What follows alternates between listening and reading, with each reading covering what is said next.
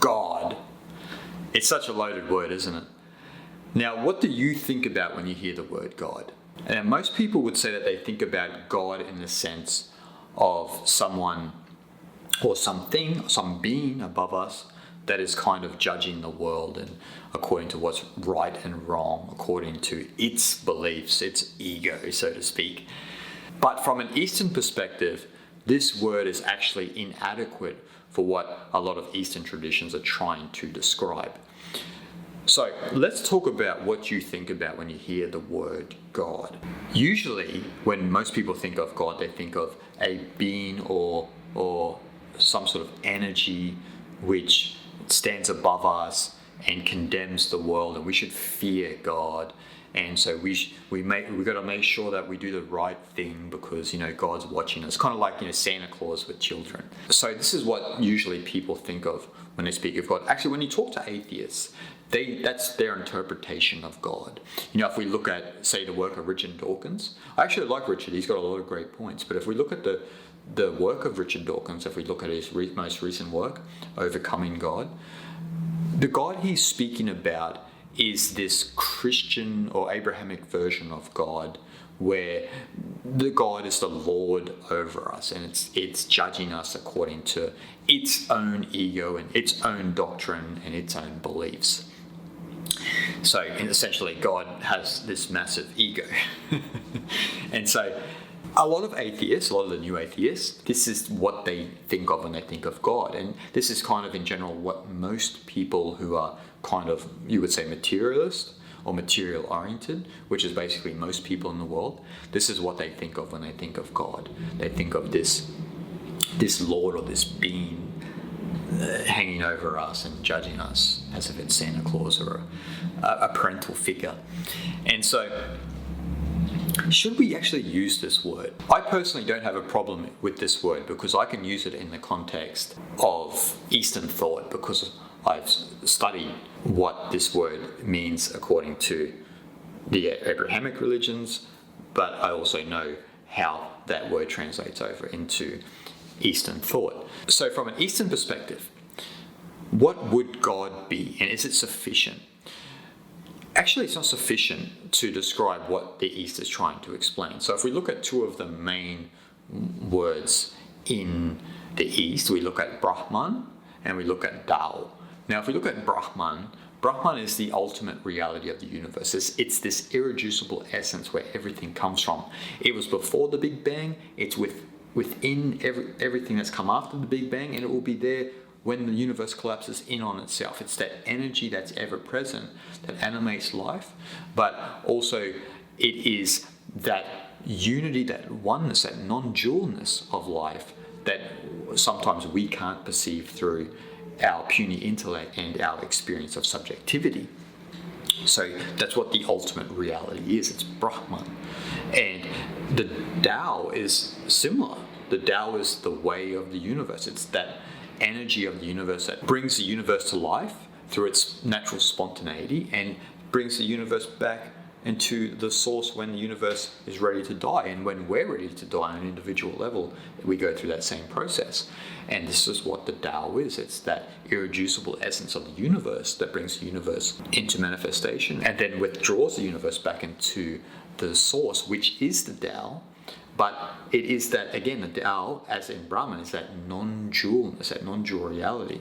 The mind of subjectivity only interprets duality when we are plagued by this idea of egohood and this idea of separateness.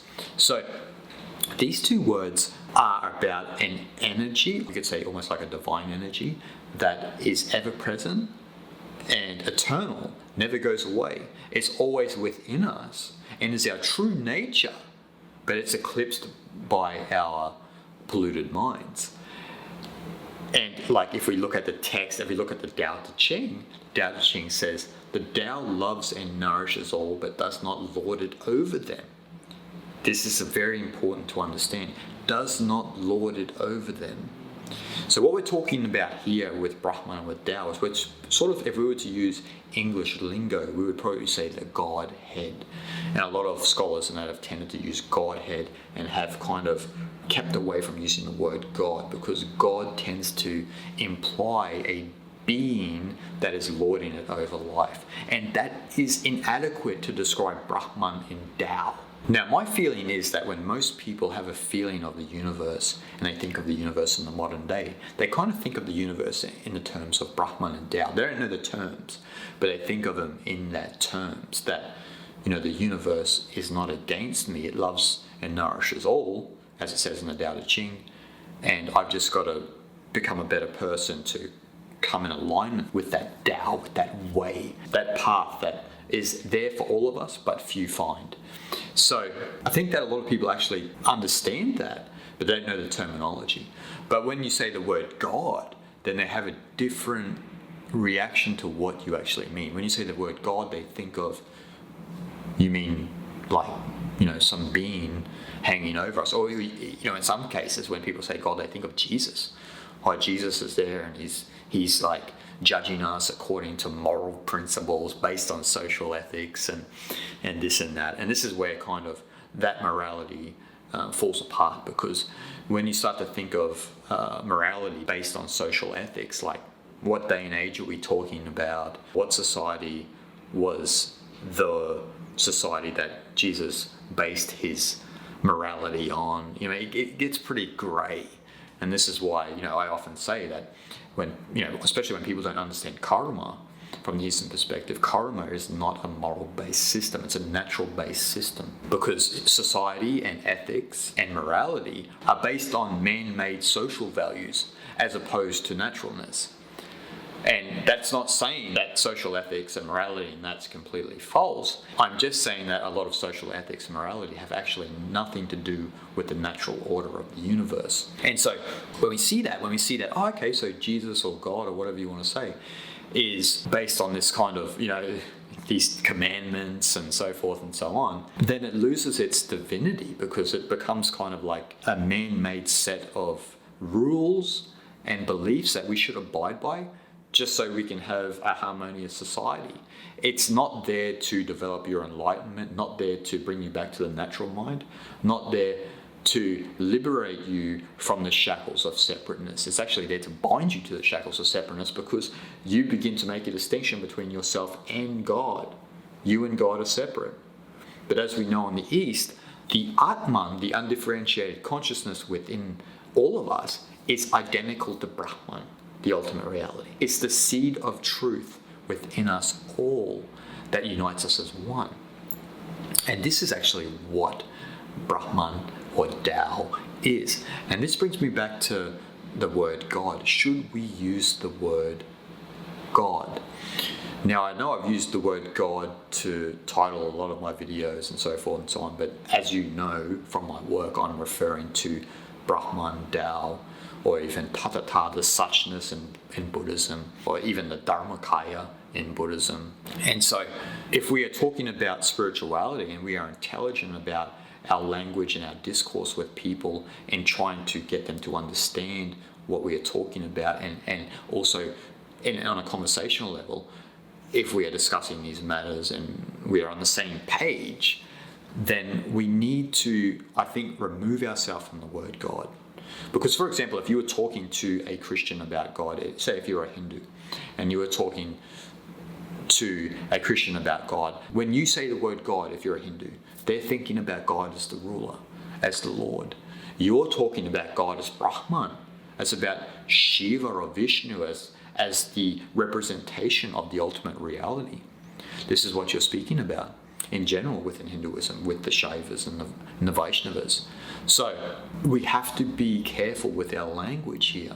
So this is why I say that we actually shouldn't use the word God when we're talking about the ultimate reality. When we're talking about what God probably originally meant, which was the ultimate non-dual reality of existence that we all live within. But for some reason we experience it subjectively until we come back to that true non-dual nature. And so I feel that we shouldn't use the word God. One thing that will happen if we stop using the word God is if we engage in a conversation, say with a materialist or an atheist, if we start using the words Brahman or Tao a bit more, then they can become familiar with that deeper understanding that the East has of the universe, which is in some sense a science. It's not so much religious based. And this is what differentiates the Eastern traditions from Abrahamic religions. So when you mention the word God, they kind of cringe, they kind of like, they shirk their shoulders, or, you know, they get that glazed look in their eye. But then if you start using the word Brahman, or you start using the word Tao, or you use the word Dharmakaya, and you explain what that is, and you explain, you know, the Big Bang, and you explain the cosmos and its majesty, then you start to develop an appreciation and kind of a deeper understanding, and maybe even an attraction to Eastern thought. Think of Carl Sagan. What an amazing individual and an amazing scientist. But then next minute, he's talking about the yugas, he's talking about the cycles of the universe, he's talking about Brahman. I mean, it's crazy because it translates so easy over. When you look at a lot of science, especially if we're looking at the birth of the universe, if we're looking at energy, and we're looking at, you know, astronomy, if we're looking at quantum physics, if we're looking at all of these things, then we naturally come to Eastern thought and are attracted to Eastern thought, because a lot of the things that the East were talking about 2,500, 5,000 years ago is what we're talking about now, and using different terminology and using different ways of explaining it, using different ways to represent this as opposed to back in the old days. And so we really need to get away from this habit of using God when we're talking about the universe, or we're talking about that energy that dwells within all of our hearts and is within everything and connects us as one. It is far better to come back and use the words Brahman or Tao, even Dharmakaya, to explain the true oneness of this experience that unites us all as one. Shanti, Shanti, Shanti.